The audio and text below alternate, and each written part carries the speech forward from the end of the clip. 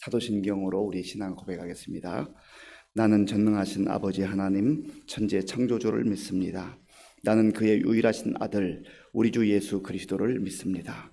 그는 성령으로 잉태되어 동정녀 마리아에게서 나시고 본디오 빌라도에게 고난을 받아 십자가에 못 박혀 죽으시고 장사된 지 사흘 만에 죽은 자 가운데서 다시 살아나셨으며 하늘에 오르시어 전능하신 아버지 하나님 우편에 앉아 계시다가 거기로부터 살아있는 자와 죽은 자를 심판하러 오십니다.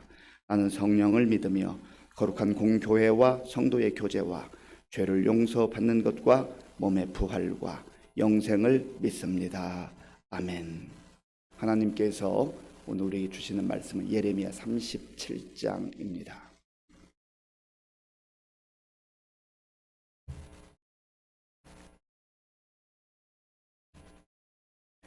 구약 성경 1112조 예레미야 37장 말씀을 교독하겠습니다. 요시아의 아들 시드기야가 여호야김의 아들 고니야의 뒤를 이어 왕이 되었으니 이는 바벨론의 느부갓네살 왕이 그를 유다 땅의 왕으로 삼음이었더라. 그와 그의 신하와 그의 땅 백성이 여호와께서 선지자 예레미야에게 하신 말씀을 듣지 아니하니라. 시드기야 왕이 셀레미야의 아들 여후갈과 마아세야의 아들 지혜사장 스바냐를 선지자 예레미야에게 보내 청하되 너는 우리를 위하여 우리 하나님 여호와께 기도하라 하였으니 그때에 예레미야가 갇히지 아니하였으므로 백성 가운데 출입하는 중이었더라. 바로의 군대가 애굽에서 나오매 예루살렘을 애워쌌던 갈대아인이 그 소문을 듣고 예루살렘에서 떠났더라. 여호와의 말씀이 선지자 예레미야에게 임하여 이르시되 이스라엘의 하나님 여호와께서 이와 같이 말씀하시니라. 너희를 보내어 내게 구하게 한 유다의 왕에게 아뢰라. 너희를 도우려고 나왔던 바로의 군대는 자기 땅 애굽으로 돌아가겠고 갈대아인이 다시 와서 이 성을 쳐서 빼앗아 불사르리라. 여호와께서 이와 같이 말씀하시니라. 너희는 스스로 속여 말하기를 갈대아인이 반드시 우리를 떠나리라 하지 말라. 그들이 떠나지 아니하리라. 가령 너희가 너희를 치는 갈대아인의 온 군대를 쳐서 그 중에 부상자만 남긴다 할지라도 그들이 각기 장막에서 일어나 이 성을 불사르리라.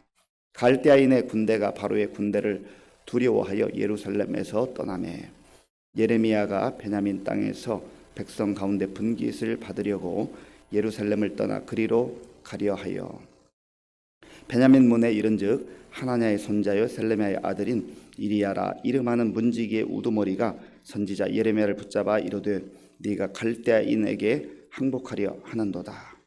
예레미야가 이르되 거짓이다. 나는 갈대아인에게 항복하지 하려 하지 아니하노라.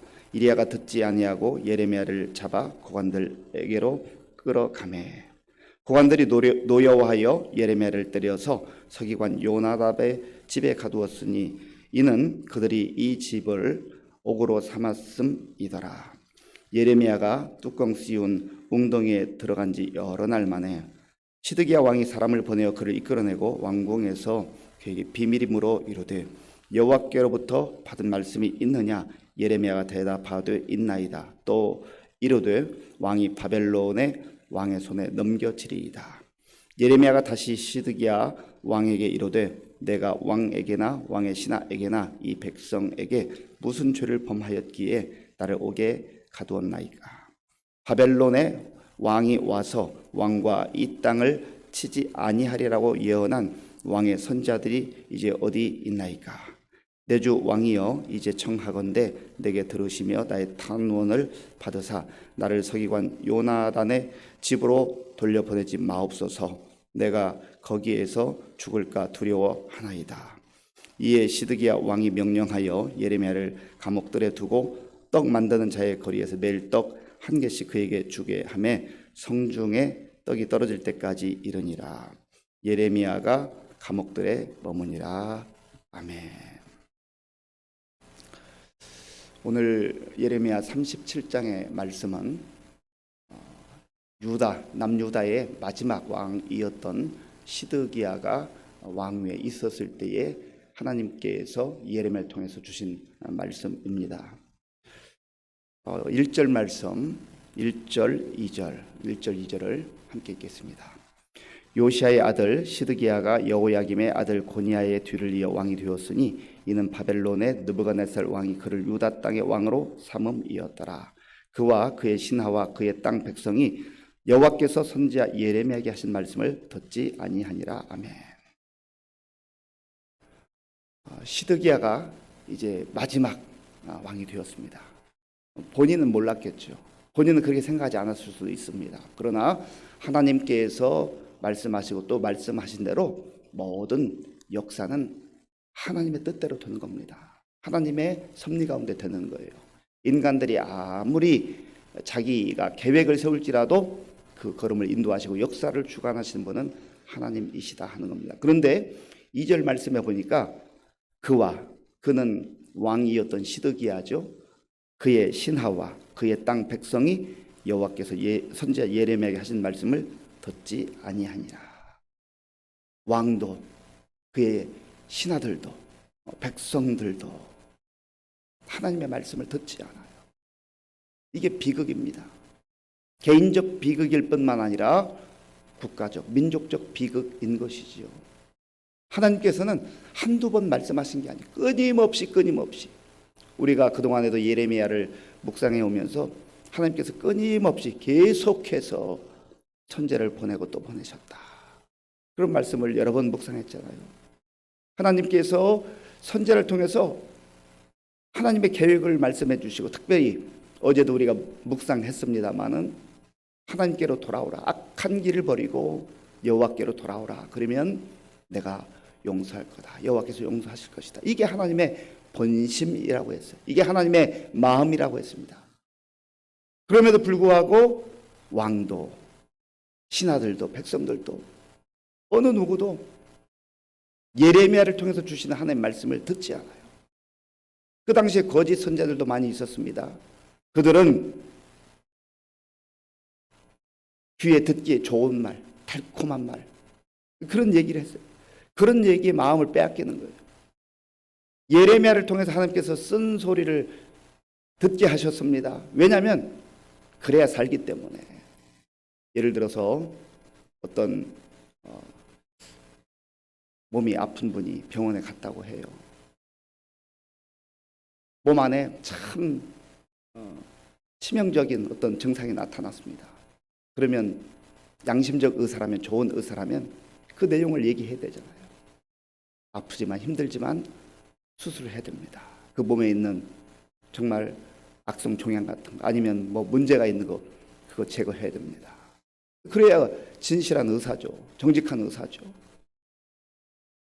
그런데 괜찮습니다. 괜찮을 겁니다. 듣기에는 좋은 것 같아요. 그러나 그 진실이 아니잖아요. 사실이 아니잖아요. 그렇게 하면 안 되잖아요. 거짓 선지자들의 모습이 그렇다는 겁니다. 선지자 예레미야에게 하신 말씀을 듣지 아니하니라. 그럼 이 시대에만 그랬나요? 오늘 우리가 사는 이 시대는 어떻습니까? 우리 시대도 비슷하잖아요. 아무리 하나님의 말씀을 전하고 또 전해도 듣지 않습니다. 듣지 않아요. 전도해보면 알아요. 전도해보면. 얼마나 사람들의 마음이 강팍한지. 아니 지금 이 시대에 무슨 하나님 믿으라고요. 지금 이 21세기에 무슨 천국을 말합니까? 우리 주변에는 많은 사람들이 그리스도인들을 통하여서 복음의 말씀, 하나님 나라에 대한 말씀을 듣지만 듣기를 거절합니다. 거부합니다. 오히려 하나님을 조롱하고 모욕하고 전도자들을 조롱하고 모욕하고 무시하는 거죠. 그러면 우리들은 어떨까요? 우리들은 예배당 안에서 예배도 드리고 또 하나님 말씀도 듣고 하니까 정말 하나님 말씀을 잘 경청하고 있는가? 물론 하나님 말씀을 우리가 듣고 있지만 들은 말씀대로 순종하며 살아가는가? 이것은 또 별개의 문제일 수 있어요. 육신의 귀로는 많이 듣죠. 잘 듣죠. 아멘이라고도 합니다. 그런데 말씀을 듣고 말씀을 귀담아 듣는다, 그 의미는 육신적 귀로 듣는 그 단계에서 머무는 것이 아니라 들은 말씀대로 한 발 내디디어서 사는 것, 거기까지를 청종한다면 청종. 들을 청, 따를 청. 듣고 따르는 거예요. 듣고 순종하는 거예요. 청까지는 해요. 그래도 많은 그리스도인들이 청까지는 하는데 종을 하지 않습니다. 그리스도인으로 산다는 것은 청만 가지고는 안 돼요. 듣기만 해서는 안 돼요. 따를 종, 순종이 있어야 되는 거죠. 오늘 이 2절의 말씀, 이 시대가 불행했던 이유는 왕도 그의 신하들도, 여기 그의 신하들이라는 이 단어 속에는 정치적인 의미에서 행정적 관리들이나 이런 사람들만 말하는 게 아니라 이 당시에 서기관들도 있었고 종교적 지도자들이 있었을 거 아니에요. 영적 지도자들이 있었을 거 아니에요. 그런데 어느 누구도 나서서 예레미야의 동역자가 되지 않아요. 오히려 거짓의 그 마음과 생각을 빼앗기고 하나님의 말씀을 거역하는 거죠. 백성들도 마찬가지. 영적으로 무지하고 영적으로 완악하고 하나님의 말씀을 거역하게 될 때 결국은 나라도 망하게 되고 개인의 삶도 비참함으로 전락하고 마는 것이죠. 그런 의미에서 저와 여러분들이 먼저는 난 하나님 말씀을 청종하는가, 듣고 순종하는 그 자리까지 나아가는가 하는 것을 다시 한번 살펴볼 수 있길 바랍니다. 그리고 우리가 끊임없이 예레미야처럼 듣든지 아니 듣든지 우리 주변 사람들에게 복음을 전하는 의무와 특권이 있는 거예요. 복음을 전하는 것은, 하나님의 말씀을 전하는 것은 의무이기도 하고 특권이기도 합니다. 너는 말씀을 전파하라. 때를 얻든지 못 얻든지 말씀을 전파하라. 우리가 그런 사명이 있는 거예요. 영광스러운 사명입니다. 그래서 우리를 통해서 하나님의 말씀, 복음의 말씀을 들은 사람들이 자신의 죄악된 모습과 하나님을 떠나 사는 비참한 그 모습 발견하고 회개하고 돌아오면 그보다 더 큰 기쁨이 어디 있어요? 세상에서 가장 큰 기쁨은요, 생명을 살리는 기쁨이에요. 생명을 살리는 기쁨. 그런 의미에서 저와 여러분들이 우리 주변에 있는 가족들, 또 친구들, 이웃 전도하는 일에 정말 힘을 다해야 돼요. 힘을 다해야 돼요. 간혹 사건 사고 소식이 있잖아요. 소방관들이 혹은 경찰관들이 혹은 대원들이 위험한 상황 속에 들어가잖아요. 거기에 사람 건져내잖아요. 사람 살리는 일은 그저 적당하게 편안하게 대충 해가지고 할 수 있는 일이 아니에요. 내 생명을 걸고 들어가는 거예요. 위험한 줄 알고 가는 거예요. 왜냐하면 그 생명 살리는 일이 소중하니까.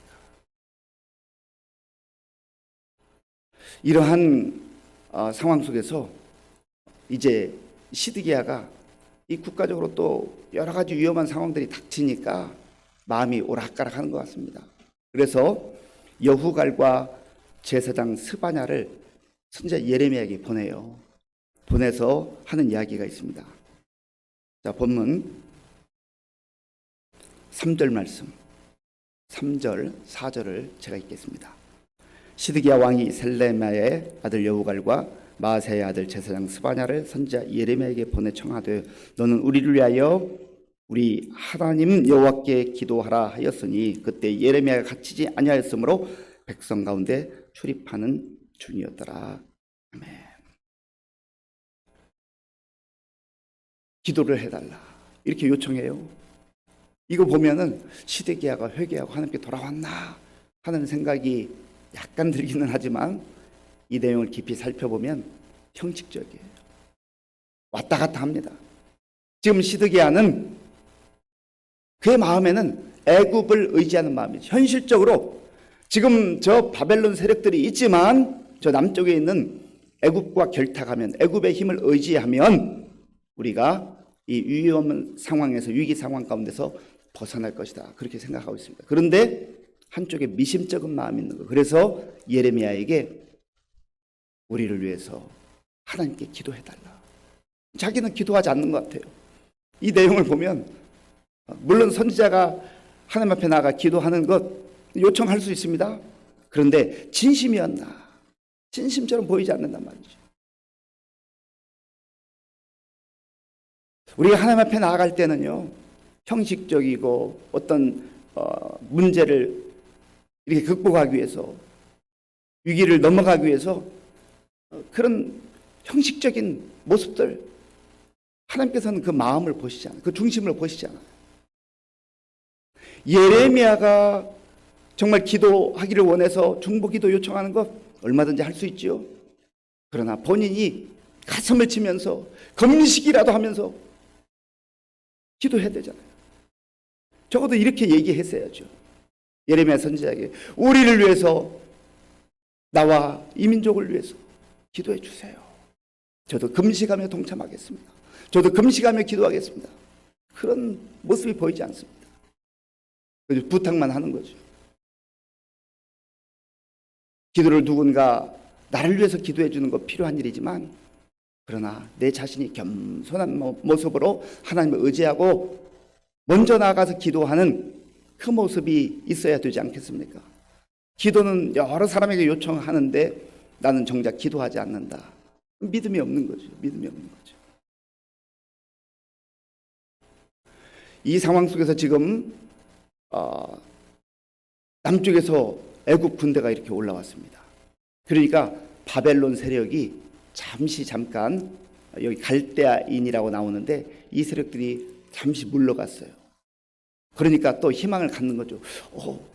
우리가 의지하는, 또 시드기야 입장에서는 내가 의지하는 이 애굽의 힘을 빌리면 괜찮을까? 상황이 좋아질까? 생각이 왔다 갔다 하는 거죠. 그때 하나님께서 예레미야를 통해서 다시 한번 말씀해 주세요. 자, 본문 9절, 10절, 9절, 10절 함께 읽겠습니다. 여호와께서 이와 같이 말씀하시니라. 너희는 스스로 속여 말하기를 갈대아인이 반드시 우리를 떠나리라 하지 말라. 그들이 떠나지 아니하리라. 가령 너희가 너희를 치는 갈대아인의 온 군대를 쳐서 그 중에 부상자만 남긴다 할지라도 그들이 각기 장막에서 일어나 이 성을 불사르리라. 아멘. 그 상황이 조금 바뀐 것 보고 또 애굽을 의지하고 우리는 갈대아인 바벨론 군대로부터 자유로울 것이다. 그렇게 착각에 빠지지 말라는 거죠. 하나님께서 이미 예레미야를 통해서 수없이 말씀해 주셨어요. 회개하고 돌아오지 않으면 바벨론 군사들에게 끌려갈 것이다. 그리고 그곳에서 70년 동안 포로 생활을 하고 또 하나님 때가 다 되면 하나님께서 돌아오게 하실 거다. 이미 말씀하셨잖아요. 그런데 마음이 왔다 갔다 하는 겁니다. 하나님을 바라보지 않고 상황만 바라보기 때문에 조금 나아지는 것 같으면 전혀 하나님 바라보지 않아요. 그런 상황들입니다. 예레미야가 자기의 고향 아나돗으로 이제 자기에게 있는 분깃을 받으려고 가는 중인데, 이리야라고 하는 사람이, 베냐민 문을 지키는 그 문지기였던 이리야라는 사람이 이 예레미야를 붙잡습니다. 붙잡으면서 너 바벨론과 내통하고 바벨론에게 항복하러 가는 거지. 그렇게 신본을 해요. 그리고 예레미야가 그렇지 않다고 함에도 불구하고 예레미야를 붙잡고 때리고 옥에 가두어 버립니다. 이리야. 이 상황 속에서 예레미야의 동역자가 될 수 있고, 정말 하나님께서 예레미야를 통해서 주시는 그 말씀을 경청하고 회개해야 될 이 사람이 오히려 선지자를 핍박하고 감옥에 가두어서 고통을 주는, 박해를 가하는 이러한 어처구니 없는 일이 일어나는 것입니다. 우리는 하나님 편에 설 것인가? 믿음의 동역자로 쓰임받을 것인가? 아니면 하나님을 대적하고 또 하나님의 사람들과 대적하여 하나님의 사람들을 핍박하는 그런 악한 세력으로 살아갈 것인가? 깊이 돌아봐야 하는 것입니다. 그리고 예레미야가 이제 이 요나단의 그 집에 있는 옥에 갇혀 있을 때 시드기야가 마음의 걱정과 불안으로 인하여서 예레미야를 또 찾습니다. 자, 본문 17절 말씀, 17절을 제가 읽겠습니다. 시드기야 왕이 사람을 보내어 그를 이끌어내고 왕궁에서 그에게 비밀이 물어 이르되 여호와께로부터 받은 말씀이 있느냐? 예레미야가 대답하되 있나이다. 또 이르되 왕이 바벨론의 왕의 손에 넘겨지리이다. 아멘. 비밀이 물어 이르되. 왜 비밀이 물었을까요? 시드기야도 지금 눈치 보는 거예요. 눈치 보는 거예요. 그러니까 진심이 담겨져 있지 않다는 거죠. 그저 정보만 캐내기를 원하는 거예요. 하나님께 그의 마음을 돌이키고자 하는 그러한 마음이 없어요.